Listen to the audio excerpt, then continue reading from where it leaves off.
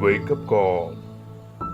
The one who first states a case seems right until the other comes and cross examines. The book of Proverbs, chapter 18, verse 17. മറ്റൊരാൾ ചോദ്യം ചെയ്യുന്നതുവരെ വാദമുന്നയിക്കുന്നവൻ പറയുന്നതാണ് ന്യായമെന്ന് തോന്നും. സുഭാഷിതങ്ങളുടെ പുസ്തകം, അധ്യായം 18, വാക്യം 17.